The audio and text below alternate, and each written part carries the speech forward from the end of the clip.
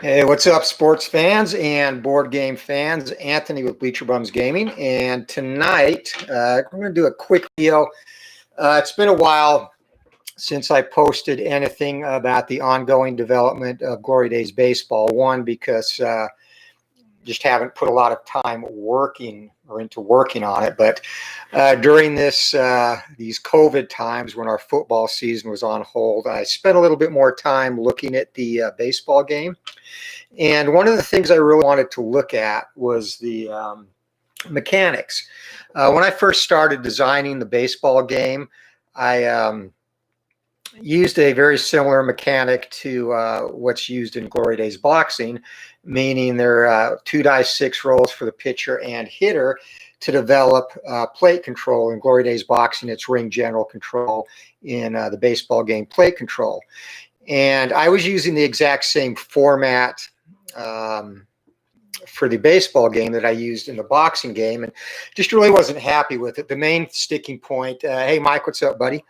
Welcome. And the main sticking point to me was when it was a tie, I figuring out how to resolve who had control of the at-bat. And initially in that design, I would do a basically lefty righty type situation, where if it was the same handed batter as pitcher, I would have the pitcher in control. If it was opposite, it would be a batter and go to the batter's card. I didn't like that because I felt it skewed the results quite a bit. And so after looking at some other things, I went on to other mechanics. There's videos on 2 other versions of mechanics. The last one I came up with was using a contact resolution first to see if it was a strikeout or walk. Really, I honestly did like that a lot. The problem is it required 2 dice rolls for a lot of the at-bats and slowed down the game. So got away from that and got back recently to looking at the mechanics of the boxing game and how I could adapt those to the baseball game, because really that's one of the things I think that is unique about Glory Days boxing is the way that ring control or ring generalship is determined using the red and blue die 6 to see which boxer's in control or if it's toe-to-toe. So I started looking at that more in the baseball game and came up with a similar system, but I did it in a way that there would not be ties in the number of plate control stars or the plate control number when resolving it at bat. And I think that I've got that to a point where I like it a little bit better, or a lot better than the original way. So I'm going to revisit using that because, one, I think the control factor kind of sets. I want something to set the Glory Days games apart, and obviously now only the boxing game is released. But down the road, I plan to, obviously, I'm developing baseball and also have a football game, and I want to do wrestling too. So I'm going to go over that a little bit tonight with a few cards and show you basically what the new control factors are. So I've got, we're going to go with the 1914 season, which I'm currently using for the testing on this. Braves and A's are 2 teams I have rated. Hey, Tony, what's up, buddy? The A's and Braves, sorry, are the 2 teams that I'm rating right now and using for testing in these new mechanics. So you'll recognize this. These top numbers, very similar to the baseball game. And we'll use Eddie Collins here. I don't know what happened. I didn't put the grids in for Stuffy Mcginnis. But very similar to the boxing game, instead of ring general stars, we now have a plate control number. So for the batters, it's going to be an even number and pitchers an odd number. And pitchers usually, depending on their skill, have the advantage in a bat. So a pitcher and hitter of equal skill level, the pitcher would always have a slight advantage, obviously, because he knows what's coming. So I factored that in with the plate control numbers to determine who controls the at-bat. Now, the cards, the results are weighted more heavily in the batter's favor if he wins plate control, and obviously more heavily in the pitcher's favor if he wins plate control. Pitchers have a bigger impact on strikeouts and walks, so that's weighted more heavily on their card, less on the batter. And safe hits are reduced on the pitcher's card and weighted more heavily on the batter for when they do put the ball in play by winning plate control. So, hey, Kent, what's up, buddy? I haven't seen you in a minute. Hope you are doing well.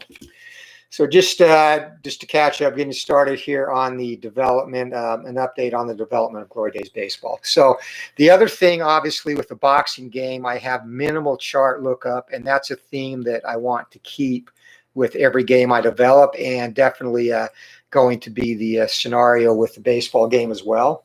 So for charts, at this point, there's only going to be 3 charts in the game.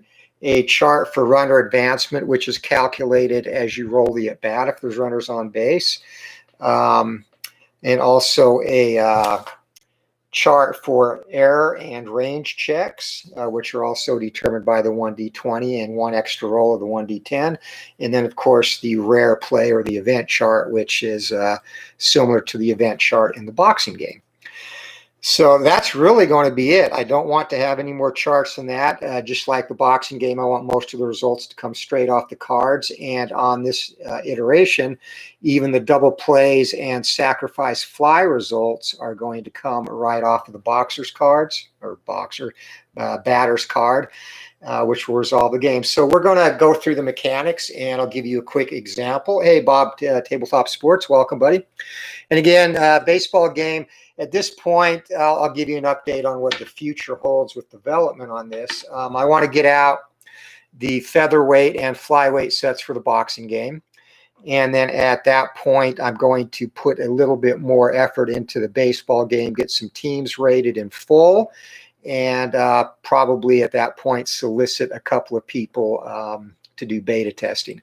So, and that's really the goal at this point, to get it into beta testing in 2021.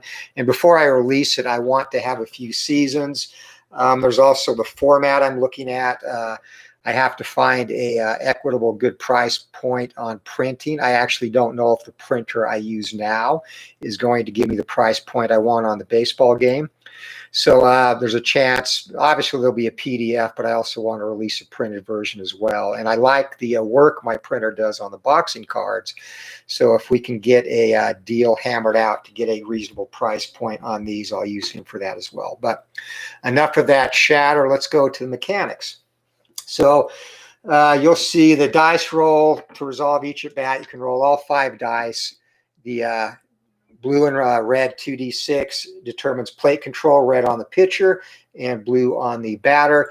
This black 1d6 then is going to reference the column on either card where the result comes from, and the 1d10 will then cross-reference that on the grid to give us the final result. The 1d20 is the resolution die, and that's going to come into play for runner advancement, double plays. If a deep fly is hit off the pitcher's card or a home run off the batter's card, it will come into play there. And then the only time you will have to roll dice a second time to resolve a single at bat is if it is a rare play, or if you do a range check or an error check. And you'll see here the text above the lines. On doubles, odd is an error check and even is a range check. So that was the other thing when I initially was looking at this control formula with the first version I started a year ago, was trying to figure out a way to fit in a sufficient number of defensive plays for errors and range, which I think are important and actually set teams apart in terms of their defensive skill. So I finally decided on this. So if it is doubles and it is an odd, 1, 3, or 5, you're going to do an error check. If it is doubles even, so 2, 4, or 6, you will do a range check. And so we'll go through. What I'll do is I'll play a sample at bat and go through the mechanics, and then I'll show you the charts and do some situational breakdowns of gameplay. So for the 1914 Braves, and one more thing on the plate control numbers. The pitchers and batters are basically rated in 5, 5 levels. So from great to poor. And the determining factor for batters, I used offensive WAR. And for pitchers, I use ERA plus, and then break them down by a percentage to put them in one of the 5 levels that range poor, mediocre, average, good, and great. And it's rated on that particular season. So that's how the control numbers work. So let's do an at-bat real quick.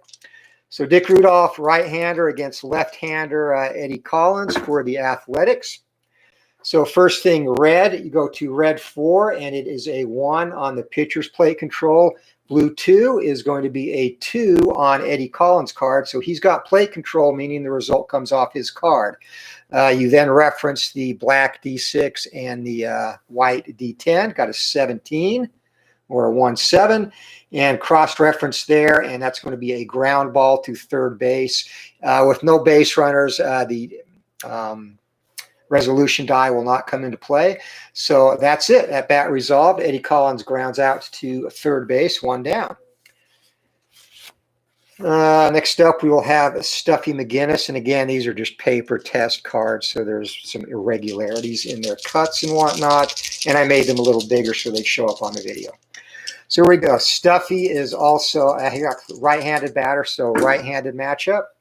And again, 2, it's going to be a number of 1 on the pitcher's card and a number of 4 on the batter's card. So Stuffy Mcginnis takes plate control, a 4 and a 6 you cross-reference here, and that is going to be a strikeout and one of only 2 that Mcginnis has on his card. So 2 down, and that's going to bring up Eddie Murphy, not the comic.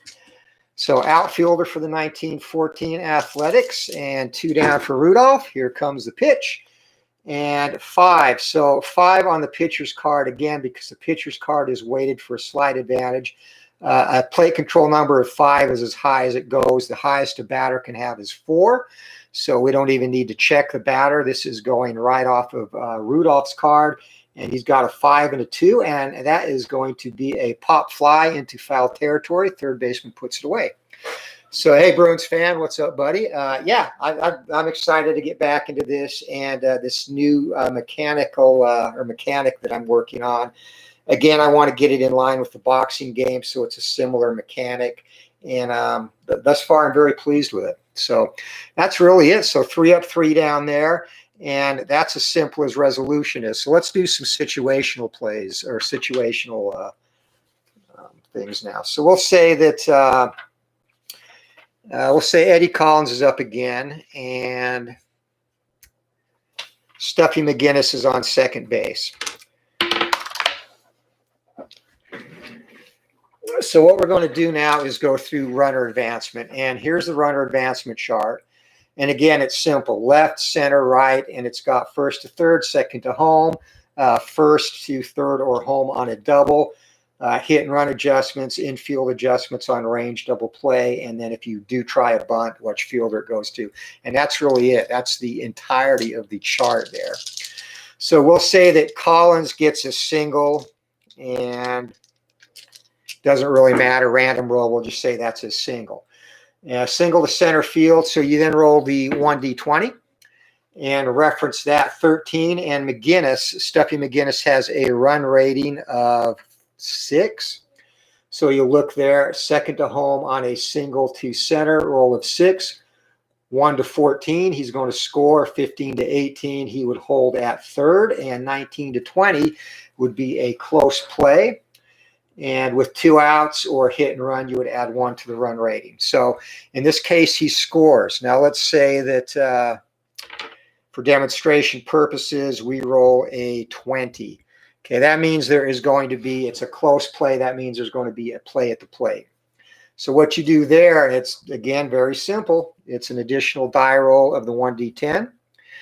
And again, for demonstration purposes, we'll say the outfielder is Eddie Murphy. So it's hit to Murphy. He has an arm rating of -1, which deducted from Stuffy Mcginnis's run rating of 6 means a 5. So it's simple as this, resolving the close play. Here comes a throw. Mcginnis slides 2, and he is safe. So 5 or less, he is in there. And if it had been more than 5, he would have been gunned out at the plate. So that's it. That's as simple as it is to resolve close plays and runner advancement. Again, one simple chart. Let's look at double plays now. You'll see each batter is rated a double play rating 8. So 8 or less on the activator dice, it would be a double play if there's a runner on first. In between 9 to 17, it would be fielder's choice, and 18 or more, batter out, runners advance. So Collins is a fast runner. Let's use someone a little bit slower for demonstration purposes. And we'll use Eddie Murphy.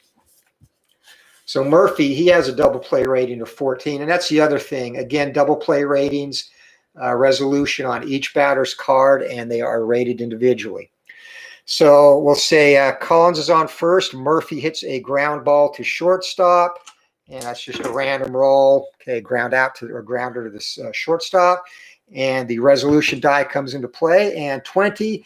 And referencing that against his double play rating, it's 18 or more. So runner's going to advance, and Murphy's going to be thrown out at first base. That's how we resolve a double play. Finally, the other thing on the batter's card, each batter is rated individually for sacrifice fly, and that's really based on their penchant to hit the ball deep enough to get a runner home from third base. So again, we'll use Murphy as our batter. Eddie Collins is on third, and we're just going to say it's a fly ball to left field, and tagging at, or it's going to be, I'm sorry, sacrifice fly rating 12 or less, and that's going to get Collins in from third base. So as you can see, the runner advancement and double play resolution is pretty simple, and really not much more to it than that. So let's go through our error and range checks now. So again, doubles. So doubles on the blue and red die, it's going to be a error check on top of whatever the result is. So they both roll ones. Murphy's a 0 and Rudolph is a 1. It's going to come off Rudolph's card. And 11. So 11 on his card is going to be 1-1. That's going to be a line drive at the shortstop. And that number in parentheses 20, that would be an automatic double play if you roll a 20 on the resolution dice. So to resolve the error, you then take the fielder, and again, for demonstration purposes, we'll say that Eddie Collins is the fielder. And this is probably the most extensive extra rolling you'll have to do. You'll pick up the 1d20 and the 1d10. And for error check, Collins is a 4 for range and 2 for error. He is a very good defensive fielder for his time. So 0 to 2 is going to be an error, and if it is anything above that, it will be a normal play. So line drive and 9, and that is going to be a normal play, and that's it. It is resolved. So say he rolled a 2, and you roll a 6 on the 1d20. You then go to the defensive chart, and this would be considered a line out, would be considered infield fly ball error. So 2 is an error. 6, you reference that on the chart here. Misjudged ball goes off batter's or fielder's glove. Batter safe, runners advance 1, and that's how we resolve the error. So simple as that for the error check. Let's do a range check now. We'll put, I'm going to have this a fly ball into the outfield. So Stuffy Mcginnis is up. Or we'll just go with whatever. So double 4s. So 4, that would be a 1 on Rudolph's card for plate control. Mcginnis has a 2, so he's going to be in control of the at-bat. Roll the dice, and 6 and 0. It's going to be a ground ball down to the shortstop. And again, for demonstration purposes, we will say Eddie Collins is the shortstop. You pick up the 1d20 and the 1d10. Roll that, and Collins has to be 4 or less to get to the ball. He rolls a 9. Collins surprisingly did not have very good range this season. So he does not get to the ball. You go to the infield ground ball range section here up on top. And it's cut off. Let me move it over.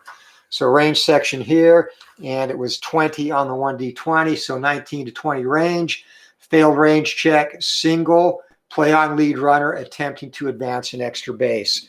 So if there was a runner on base, wherever that went, that would be it to left field. He would be trying for third. He would then make one more roll to resolve the play. If I had rolled a 12 to 18, single, runners advance 2 bases, simple as that. And then if it's a successful range check, Again, using the 19 to 20. Highlight reel, stop, out at first base, runners advance 1, or if it was the 12 to 18. Dazzling play, fielder's choice if force, otherwise out at first. So that's it, and that really is the extent that charts come into play with the game. I've got a couple of other things to go over and check with the chat. Hey, Bears, what's up, buddy? Yeah, I was real, and when Bruins fan, when I started developing this, I was reticent about really continuing to put much into it after Joe agreed to market the boxing game for me. Just out of respect to him, because he markets Payoff Pitch, which is obviously a great game, one I own and one I play a lot of. And he reached out to me to see what else I was developing, and I told him about the college football game I was working on, and also mentioned I had a baseball game, but I wasn't going to do anything with that, just out of deference to him because of the baseball game that you can't. I wouldn't think he would want to carry a different baseball game on his webpage, but Joe's a really great guy to work with. And he said, no, there's no problem. He goes, there's lots of baseball games out there, and he had no problem carrying another as long as the mechanics differed from Payoff Pitch, which these do. So yeah, that was, really very gracious of Joe. So we will, when this game comes out, it will also go through Sideline Strategy. So good question there. Hey, Mark, what's up, buddy? Welcome. So I'll go over a couple more things with the cards, and then we'll play one more inning. And again, I only cut out a few of the paper cards I'm rating. So let's talk about the home run and deep fly ratings. So each pitcher has a home run rating. And this is a dead ball era. Obviously, not a lot of home runs. So whenever a home run is rolled, and none of these three guys have a straight home run on their grid, so we'll just pretend Eddie does. So say, or Stuffy Mcginnis, say he rolls a home run. And we'll just do a regular roll. Okay, that's a home run. So to resolve, that's when the resolution dice comes into play. Right-handed batter, you see for Dick Rudolph against lefties, 1 to 20, it's going to be a home run. He gave up basically a home run every opportunity a left-handed batter would have to hit it. Against righties, he gave up only 1 home run to right-handed batters in 1914. So he's going to be a little stingier there. So you have to take an extra roll. And 18, if that is over 1 to 4, it's just going to be a deep fly to center field and runners on second, third advance, and that's it. So in that scenario, he would actually take a home run away due to his ratings. 4, that would be a home run. And the other thing that comes into play, and that's why I have the Shibe Park card here, is the park will adjust these too. So for the pitcher's home run rating against left-handed batters, it will be a +1, and that doesn't affect Rudolph since he gives up a home run on every opportunity to lefties. And against right-handers, his home run rating on a or home run check would be 1 to 8 now against right-handed batters. So putting the park effect into play, and Mcginnis again 13, he still doesn't have enough to get it out off of Rudolph. So it's a deep fly. Runners on second and third advance if less than 2 outs. The other thing, some pitchers will have a deep fly 8 result on their card. And he's going to be one here. You see on column 1-5, he has a deep fly against lefties only, a deep fly to center field, and against righties, he gives up a double to center field automatically.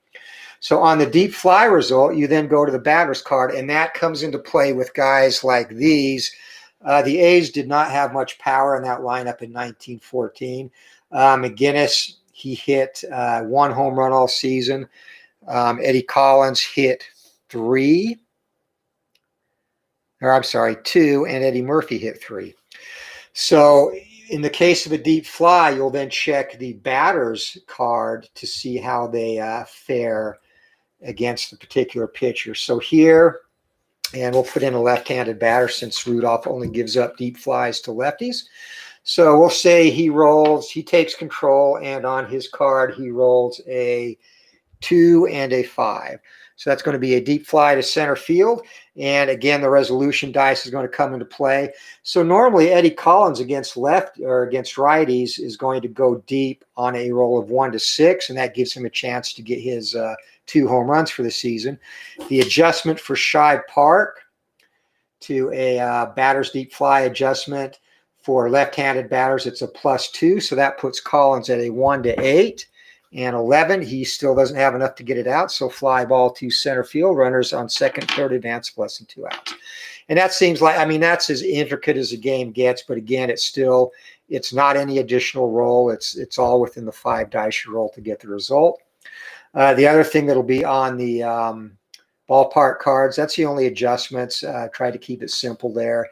It's got a little bit of info of the capacity, what their record was that year, the dimensions in the outfield, and then here we'll have the standard lineup and the standard rotation for reference on the ballpark card. So that's it.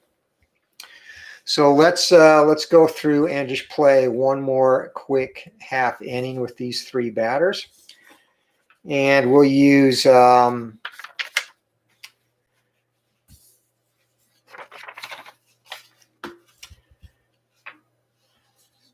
again, using the 3 batters I have cut out. So we'll see if anything additional comes into play on this. Last time it was 3 up, 3 down. So any questions on it? Hey, Roger, what's up, buddy? Any questions on anything so far? We'll get prime time on Universal. And what's the season frame? So Michael, here, there's not, I'm a real historical baseball guy. And there's not a lot of games out there that have dead ball seasons. So to fill that niche, obviously there'll be modern seasons too, but in the initial release, I hope to have a couple of dead ball seasons rated. 1914 will be one, because that's really uncommon in any baseball game.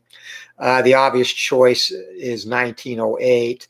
And again, no dead ball seasons are extensively covered, but there are a couple. APA has 1908. Replay Baseball has 1908. I believe that's it. 1911, Strat has that. A new baseball game that Clay Dreslow is developing. It actually looks pretty interesting. And check that out. It's Season Ticket Baseball. You can find that on Facebook. He's got 1911. So, a lot of these older seasons are underrepresented. So it'll be 1914 and leaning to 1908, but may do another season in that realm. 1917 is a possibility, a very underutilized season. 1906, also a very interesting season. And then I would probably want to get a season in the 70s, one in the 80s, and then a modern season. The initial release will not have the most recent major league season. That's something I'll look to do later. I want to really focus initially on this game with doing past seasons versus the most current major league season, because pretty much every baseball game out there does that. And I'm kind of looking to fill a niche. And again, eventually I will do recent seasons, but not initially on that. So yeah, and Bears Day 19, yeah. Sorry, I didn't see that. I did mention 1906. 1927 is not considered dead ball, but that's another interesting season I would consider doing, only because I'm a huge Yankees fan, and that's the Murderers Row season.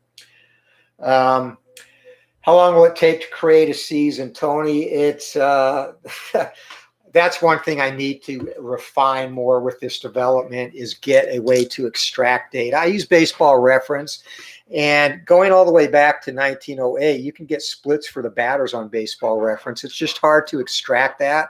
One of my kids actually is learning some computer programming, so I'm going to probably enlist his help. Joe also mentioned he has a way to extract data. So I'm going to look at that to see if there is a way to extract the data I need off Baseball Reference, because right now, rating all these cards, it's manually cutting, pasting, and filling in the grids on the cards. It's time consuming. If I had to do a season right now, if I put a couple hours a day into rating it, Tony, it would probably take 4 to 6 weeks, I would think, at least, to rate an entire season. So I would like to cut that in half if I can get some automated. I'm not a computer savvy programming guy, so if I can get some ways to extract data and speed that up, cut it in half, that would be ideal. Is it difficult to get stats for older seasons? Yeah, Michael, the biggest difficulty on older seasons, I can get everything I need to make the mechanics of the game work for hitting, because Baseball Reference has splits that go way back. The tough part is pitchers. There are no pitching splits currently on Baseball Reference before 1921, I believe, is the early season. So I take some creative license there in developing splits for pitchers, and they do have splits for home and away, and I kind of use those as a basic model for same-handed batter and opposite-handed batter. And it's not going to be extremely accurate, but overall, in the grand scheme of things, the pitcher will perform close to what they did in real life. So yeah, that part is extremely hard to get, but everything else I need, I can pretty much get on Baseball Reference. What is Strat? They have car. They do have car. I actually had the 1911 season. That's one of the few Strat seasons I got. Hey, what's up, Matt? Good to see you. Hey, thanks, Roger. Appreciate that. Yeah, dead ball. I love the dead ball era. I've done, just like with boxing, I've done a ton of historical research on boxing. I have so many books and references from pre-1930 baseball. It's crazy. I'm reading right now. I'm reading like 3 at once. I'm reading Connie Mack's autobiography, the first 50 years of his managerial career. I'm finishing up the 1912 World Series book, and also have the 1890 Cleveland Spiders, Patsy Tebow and the Rowdy Cleveland Spiders book going. That's another thing I'd like to do. I'd like to put in a pre-1900 season, because those are extremely hard to find, and obviously stats aren't as easy to find on those either. So we'll see how that works in. Yeah, I do the rating. I do the rating on Excel and with CVS files. So like I said, I manually copy and paste data in, and then I have my formulas that take that and spit out how many results I'm going to put on each card in the grids here. So again, yeah, just a way to automate that would be freaking awesome. So that'll be down the road. Yeah, that's again, it's the fact of not doing it manually. I'd like to get it done in less than 6 weeks, but and again, that's ideal. I'm not always going to have 2 hours a day to work on it too, and that's another reason why release, will be so far off. But I'll continue to rate seasons while I have people test it, and we'll go from there. So let's do one more playthrough, and again, we'll just take it how it is. And I only cut out, and I apologize, I only cut out 3 batters and 1 pitcher, so that'll give you an idea of how the game's played. So here we go. Eddie Murphy up against Dick Rudolph, and a lefty-righty matchup. So that's going to be a plate control of 1 for Dick Rudolph and a plate control of 4 for Murphy. He takes the at-bat and deuces. That is going to be a hard line drive down the first base line, and first baseman is going to snag that 1 down. And again, this is dead ball era, so not a ton of offense. Cocky Eddie Collins up, and a 5. Collins is going to lose that, as that's as high as you can go on plate control. So automatically we go to Rudolph's card, and that'll be a 2 and a 3, and that's going to be a walk. So Eddie Collins is going to draw the base on balls. And since he drew the walk, let's show you how the steal concept works. So we have a jump and a steal rating, and that's going to be modified by the catcher's arm. I don't have Hank Gowdy's card printed, but his arm is a 0. So hold rating for Dick Rudolph is a -1. So Collins needs a 6 or less to get a jump. He's got it, and he's going to go 5 or less. He's safe, and he is in there at second base. So Eddie Collins with a steal. And that's as simple as that. And again, a couple extra dice rolls, but nothing major. 1 down, a runner on second base for Stuffy Mcginnis. And off the pitcher's card, that is going to be a single 1 plate control, and 0 off Stuffy Mcginnis. So again, we go to Rudolph's card, and a 4 and a 9. That is going to be the left or right-handed hitting Mcginnis. That's going to be a fly ball into left field. And runner on second base is going to hold at 2 down.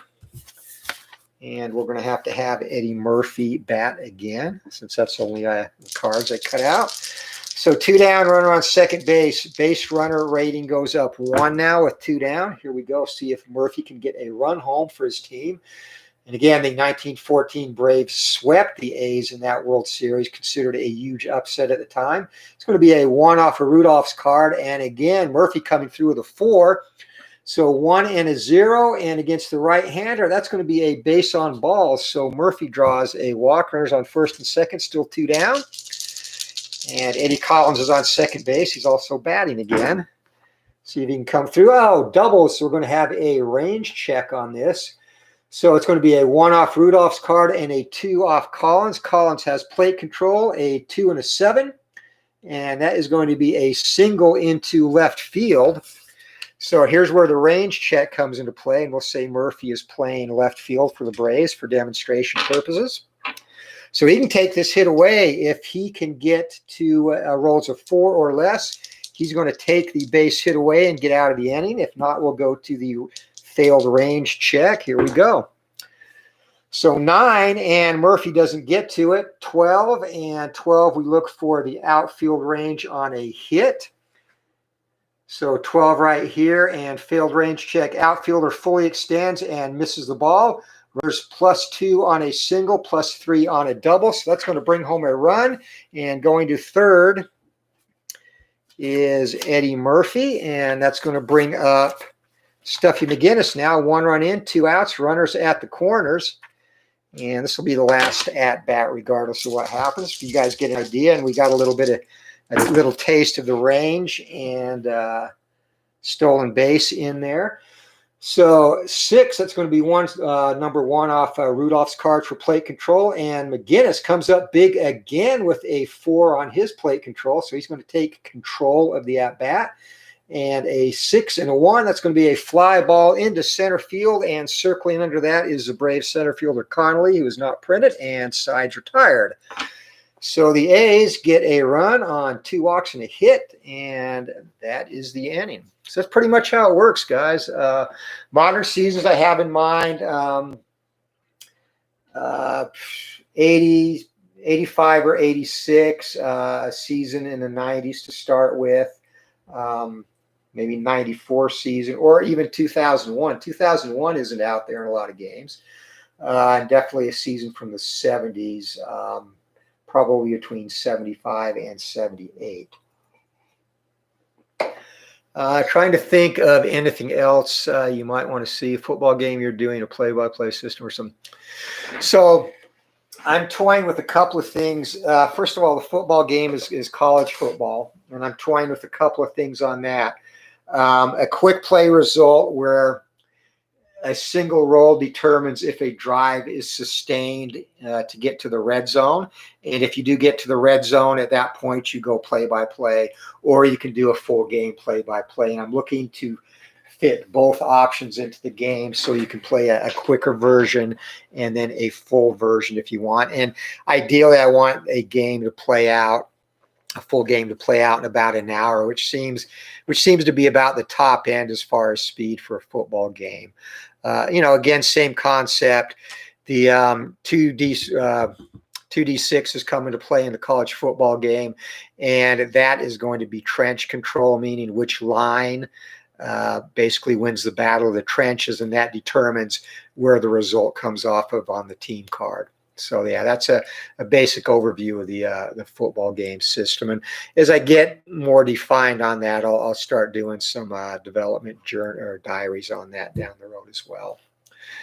1977 season would be fun. 78, even 79, and any of those seasons I really like a lot. And most companies have those seasons out, so it really wouldn't be anything new there. But again, it's seasons from the 70s that I like. 74 is a pretty good season as well, so that's another possibility. So trying to think of things I did not cover. We covered steals. If you're not doing replays, the batters have injury ratings as well, and injury ratings come into play on the rare play chart, which or the event chart, I should say, which I haven't figured or printed for this. Two other things on the grids. The events come into play off the batter's card, and that comes into play on a roll of 6 and a 9. So that could be rare plays. It could be injuries. It could be a weather delay. Any number of things there. So wild for the pitcher's card, if you roll that a 6-9 on the pitcher's grid, they are then going to be rated, and I don't have them on this card yet. I'm still finalizing those ratings, but they would have a rating of, again, the 1D20 would, the resolution dice would determine that. They would have a rating for wild pitch, balk, and then also a pass ball. And pass ball will be on the pitcher's card, but it'll be rated on how that catcher basically handled the entire staff. And then also there's also the possibility for additional hit by pitches. Right now, the pitchers do not have a hit by pitch result on their card. Some batters that got plunked a lot, like Stuffy Mcginnis, has one hit by pitch versus lefties. They will have their own hit by pitch, but otherwise all the hit by pitches will come off the pitcher's card after a wild result as well. I think that is pretty much everything in terms of the mechanics of the game. So before we go, yeah, weather effects. Hey, appreciate that, Roger. Thank you, and thanks for that as well, Bruins fan. So really, if there's any additional questions, yeah, the weather effects though. It could be a rain delay, it could be a rain out, and then the length of the rain delay could affect whether or not the pitcher has to come out of the game. Pitcher's fatigue. I wanted to keep fatigue simple. It's going to be tracked. There's a rating by start and relief, and I'll put Chief Bender's card up here as a reference point. Chief Bender, for the dead ball era when pitchers were expected to finish what they started, he was known for having a frail arm throughout his career. So as a starter, he can face 29 batters before he gets fatigued. Dick Rudolph, the Braves, especially Rudolph and Bill James, George Stallings rode their asses heavily during 1914. So they will usually be able to get a complete game. So he can face 35 batters. If there is a shutout going, these fatigue ratings go out the window, and the pitcher can continue to pitch fresh until he gives up a run. So I made the fatigue adjustment pretty simple. Once you get to your fatigue point, you no longer roll off the pitcher's card. Everything is going to come off of the batter's card. So you just bypass the plate control check. And because the batters are rated to produce above what they did if it was just a straight 50-50 split, you will have more hits in those scenarios where all the results come off the batter's card, if that makes sense. So that is pretty much it. I think that covered everything. And again, just one more quick look at the charts. We went over the advancement and also a close play. The close play thing is one thing I really like as well, that I think gamers will be happy with. And, that just brings some excitement to where you have to roll that extra die and see if there's going to be a out or if the runner's going to beat the play. So I'm happy about that. And with testing thus far, it comes up a reasonable amount of the time. The infield adjustment. The infield is in, it's -2 to the fielder's range if a range play comes up. And if the runner on third is going to try and score, it's -2 to his run rating. And if you try and score at third and you're going to make a play at the plate, it's basically just a straight roll against the runner's run rating. So that will come into play there strategically. Double plays. If the infield is at double play depth, it's a +1 to whatever number's on the batter's card. If the infield, or it's going to be a -1 to range. If the infield is back, it's straight up, no adjustments to range or double play. And if the runner is trying to score from third base on an infield hit, it's a +2 to his run rating. And then if a ball's hit back to the pitcher, those adjustments. It's pretty simple. And this actually, I'll admit this. I like the way that Inside Pitch did these adjustments. And these aren't the same adjustments, but they're very similar to how Inside Pitch handles it.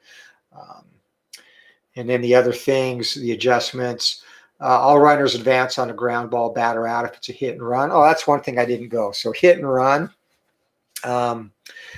Basically there, you just do a normal roll. And if it is a strikeout, it's going to become a steal. So you have a potential double play.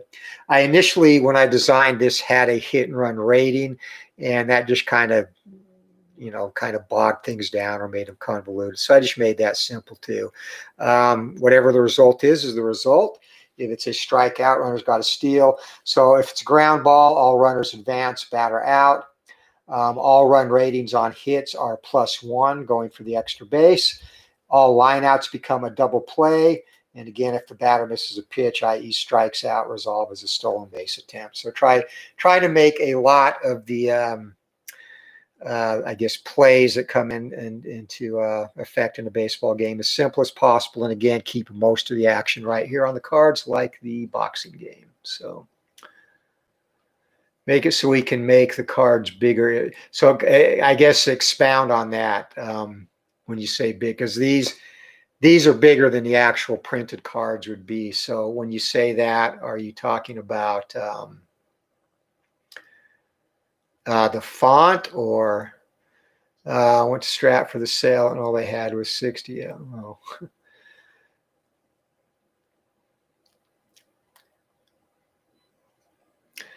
Hey, Rob, what's up, buddy? At this point, by the time this is ready to release and it's going to be in development testing through 1921, I want to have at least 5 seasons ready. And I don't know if you were here earlier, but initially I'm not going to do any of the most recent seasons.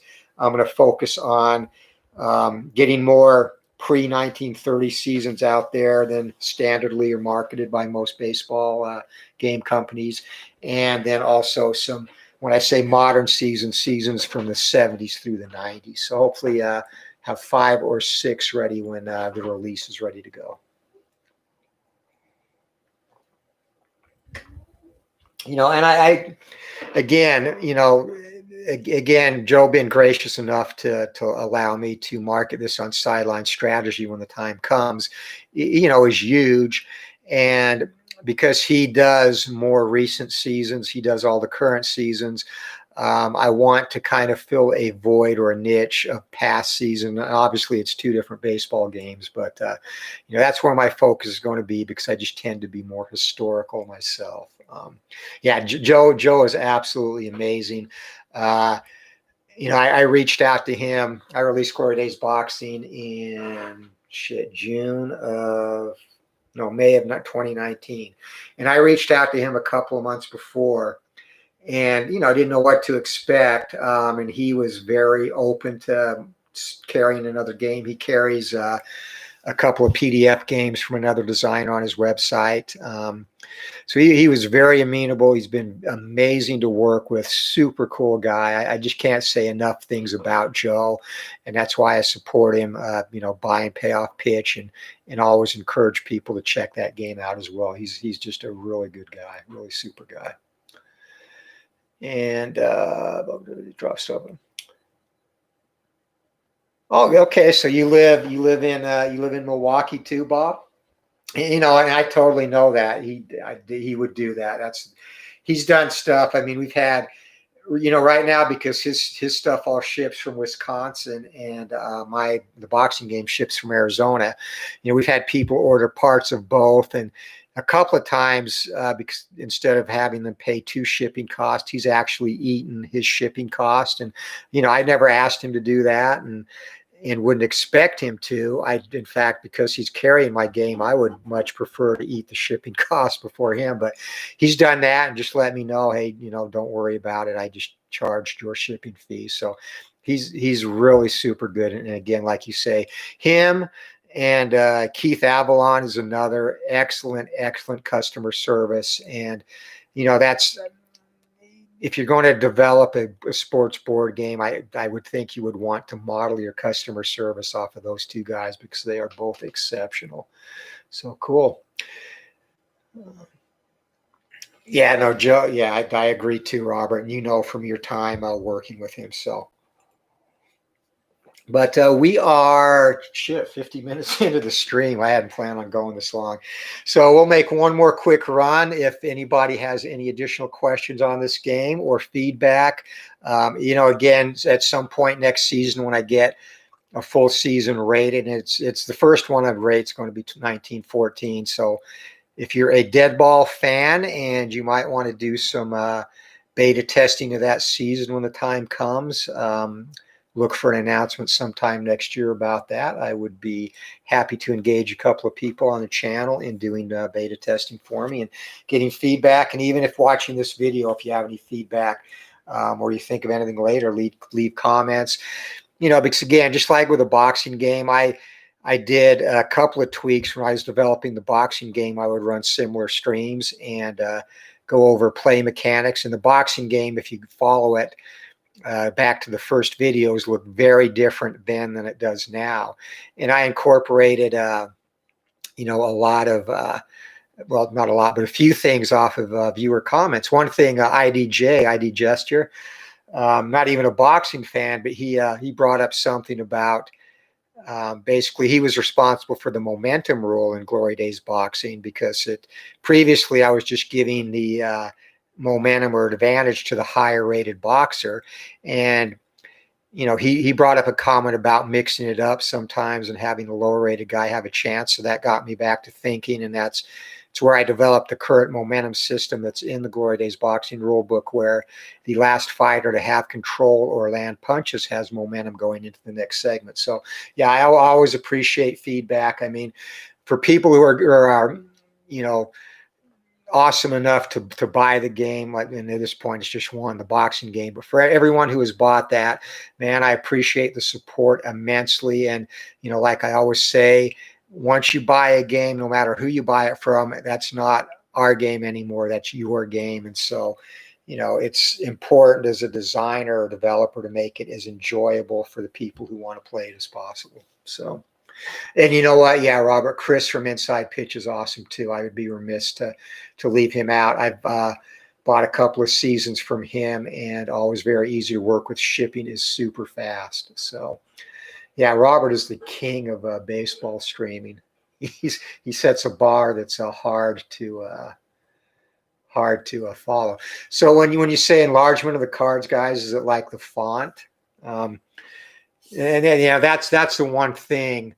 This right now, and I've got terrible eyes. I need glasses to read, but I can see these from a good distance away. This is I believe this is Calibri 8 font on these cards, and this gives you an idea. When you get close up, it's not too hard to see them.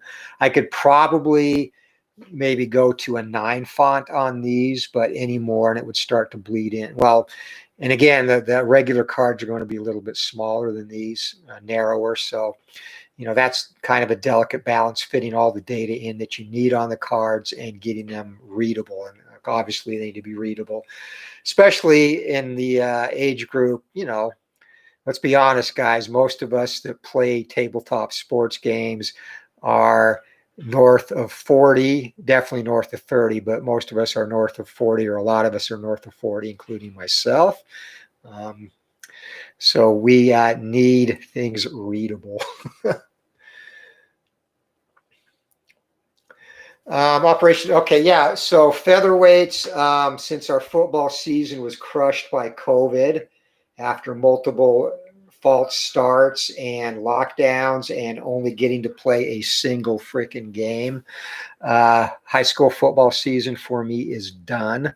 So featherweights, I'm looking at getting them done by the end of January. I'm going to start compiling those, probably not next week, the week after, start rating. I was going to start next week, but we got hit with an audit at my job, and I'm kind of in charge of overseeing the data collection for the audit. So that's going to keep me pretty busy. So start working on the featherweights next with an eye to getting them released end of January, worst case early February, and then the flyweights sometime towards the end of March.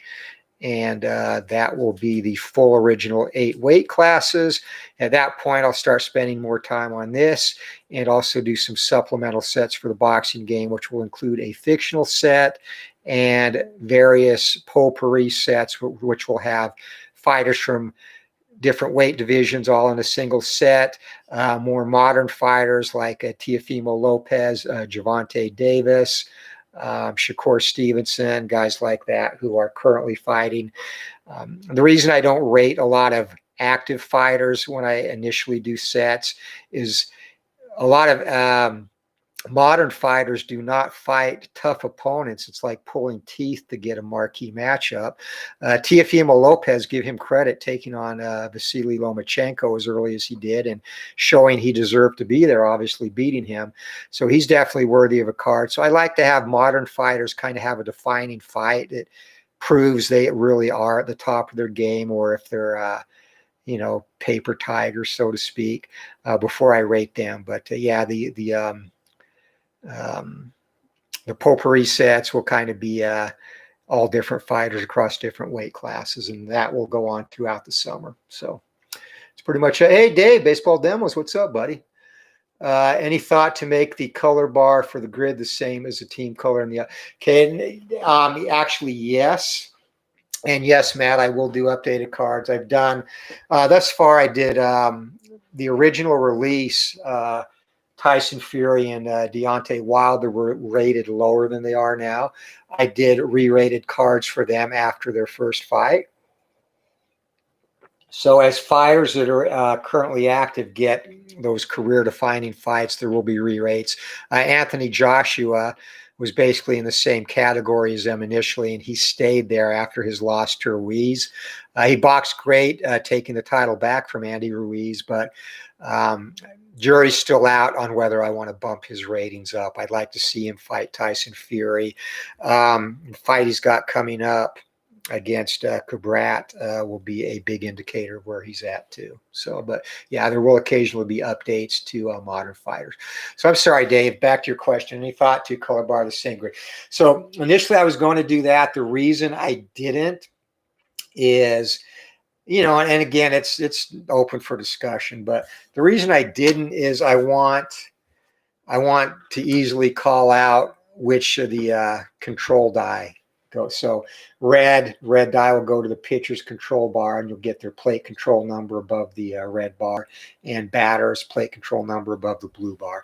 So that's the reason those color combinations are different, to serve as a quick reference point on which dice goes to pitcher or batter, to make that a little bit easier. It helped me, honestly, so I'm thinking that's consistent, but again, it's not set in stone. So the only grids that have the team color are up here in the upper right-hand corner. So that's why I did that. Dennis, sorry for the sidetrack on boxing, buddy. Lots of baseball in the first 50 minutes of this video, though. Yeah, exactly, Dave. So it's very much like replay baseball, just a way to call out where to look for the results. So Dennis, for baseball here, we'll give you one more baseball-related at bat, then I'll end the stream, guys. Hey, appreciate all the feedback. Appreciate you guys stopping by. And on the way out, if you could step on the plate and hammer that like button for me, I'd appreciate that. So, Dennis, here is your back to baseball at bat. Dick Rudolph and facing Hall of Famer Eddie Collins. 2 outs, bottom of the 9th inning, Game 7, 1914 World Series. A hit will win it for the A's. Can Eddie Collins do it? Here we go.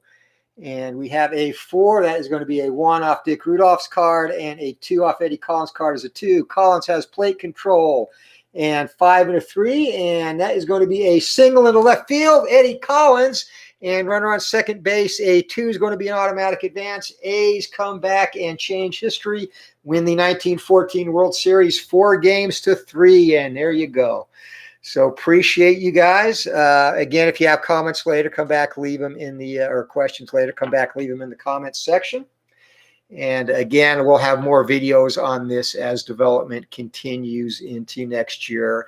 Again, if you got here late, the test season, first test season will be 1914, and I will at one point solicit 2 or 3 beta testers for that. So be on the lookout for that, where I'll just get some PDF files out to you and ask you to do testing, provide feedback. So, hey, appreciate it, guys. Thanks, everyone, for stopping by.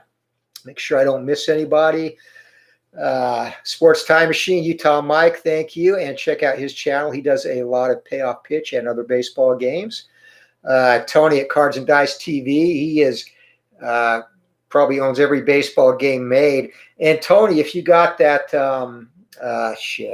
season ticket baseball game that Clay Dresslow is developing, if you are going to do a video of that, would be very interested to check that out. So yeah, definitely. And SDG Replays, Kent, he does, he's got a lot of stuff up on the different Facebook pages, doing some computer football, has also done some Bunker League boxing, Glory Days boxing, and baseball, Bob's Tabletop Sports. Check out that channel. Bruins fan, Bears Dan, Mark Jones, Roger Ward, Michael Peterson,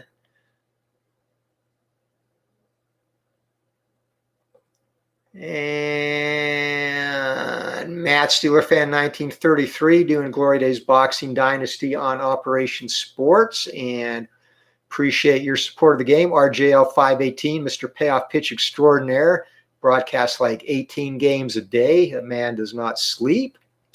And of course, our good friend Dave at Baseball Demos. Check out that great channel as well. Always good content. So, hey, thanks everyone. Hope you all have a great night. And again, appreciate support of the channel. And we'll do more of these next. When I do the next video down the road, a couple of months, I will have. We'll replay the entire 1914 World Series, and I think that'll be fun to see if the Philadelphia A's can change history. So, hope you all have a great night. Anthony with Bleacher Bums Gaming. Until next time, keep rolling, guys, and we'll see you. Have a great night, everyone.